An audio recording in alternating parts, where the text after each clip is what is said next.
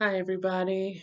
Um, there's been rumors and going around lately about a possible new variant, and regardless of which side of the fence you're on about it, we know that this has been kind of a recurring theme for quite a while now, past a year and a half, 2 years. Um, so, what are you going to do? Um, do you have a plan in place? Have you already started preparing? And I know it seems like I'm harping on the same thing all the time, but have you started preparing? Do you have some food stores available?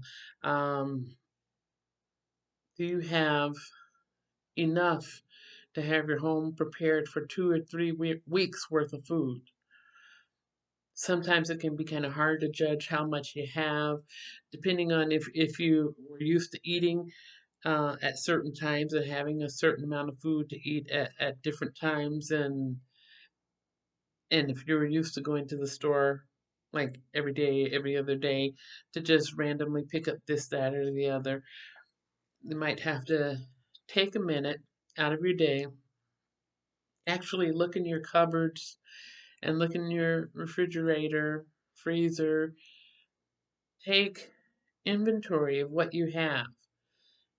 What sort of food items do you have? And how long do each of those particular type of items last for you? If you have a pet, do you have enough food for your pet? Dog, cat, iguana, fish, whatever it may be.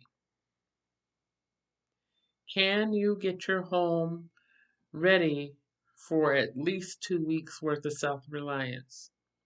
3 weeks it would be better, but if you're new to this, can you at least get your home ready for 2 weeks worth of self-reliance? You want to push it as much as you are able to have more time uh, where you can sustain yourself for longer periods of time. Um, can you be ready to leave your home with a moment's notice if there was an emergency like civil unrest or whatever? I'm not saying that that's going to happen. Um, I experienced that a year and a half ago, right here in my own city, right outside my front door, basically. And so that thing that to me was inconceivable did happen. So it's good to be prepared for things like that. It's not like you want to, obsess on it and harp on it all the time, but it's good to have a plan in place in case something were to come up. Do you have a plan or a way that you can be prepared if something happens when you are away from home? Whether you're away from home and you have a vehicle, a car, bicycle, motorcycle, if you're away from home and you use public transportation, whether it be um, city bus, train, like Metro Mobility, or other transportation options. Um, do you have a plan in place? If not, it's time to, start putting a little bit of a plan in place. Uh, we're never sure when something is going to happen. That's why preparation is really important.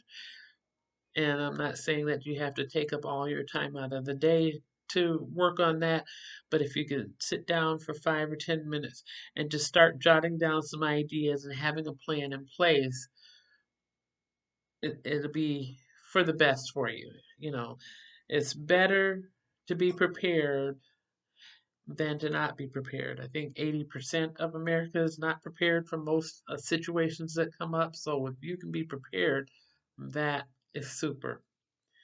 Also, once you have some sort of a plan in place, you know, have some practice runs on how to work your way through that plan. Growing up in school, in grade school, it was grade school, high school, all of that. There was always fire drills and tornado drills, and there was all these emergency preparedness situations that would come up. I live in a city where every Wednesday afternoon an alarm goes off. Every Wednesday, like clockwork, an alarm goes off, and it's the alarm that's usually rings out for tornado warnings. Because I guess some people have called my city a tornado alley. You know, it's just something that happens fairly regularly. And if it doesn't happen on a Wednesday afternoon at 1 o'clock, then I'm usually going, whoa, what happened? I didn't hear the alarm today. But it's good to know that they make sure that that alarm works regularly. They're regularly checking it so that if there were some kind of emergency, whether it be a weather emergency or a national emergency, to know that that alarm will at least work. And if the alarm worked, and if it was a real weather emergency, I would have to be responsible to know what to do in that emergency situation. I wouldn't sit there and look out the window waiting on a funnel cloud to come down. I would know to take cover. So this is kind of the same thing, trying to take cover and be prepared for critical situations that might come up. If the power went out, if the power went out for a week, many of you may have seen the videos where I talk about when the power went out for a week when I first moved to Minneapolis and how difficult that was. And I had to be very creative. And that's when I learned about different ways to prepare food when you have no electricity. And uh, that's when I started really focusing on dehydrating foods and doing other things so that and having more canned goods and dried beans and things like that too, so that everything didn't just go bad in the refrigerator. If you prepare little by little, it makes it a whole lot easier for you when things come up. I do have a guide called Prepping for Beginners, and I will be adding it to my website, but it's a lot of typing. So I'm in a process of trying to get everything together and link it all so people can have access both ways at the same time. But I will most likely start sharing bits of that guide right here on YouTube so that people can know what they can do to start getting ready. Power goes out, do you have flashlights? Do you have blankets?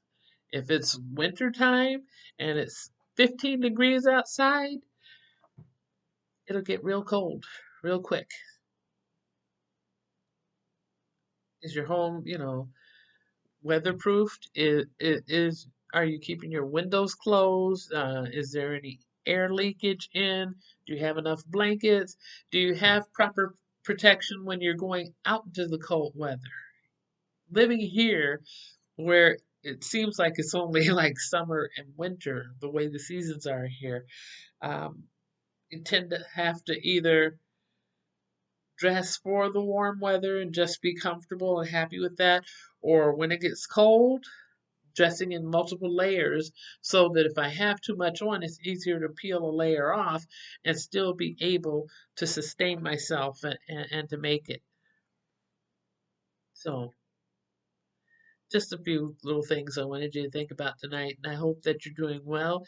There are places in the community which are doubling up on the work that they're having people do on their jobs, because there is now a shortage of people on jobs, whether people quit their jobs or if they were just told you have this mandate, and if you're not following this mandate, then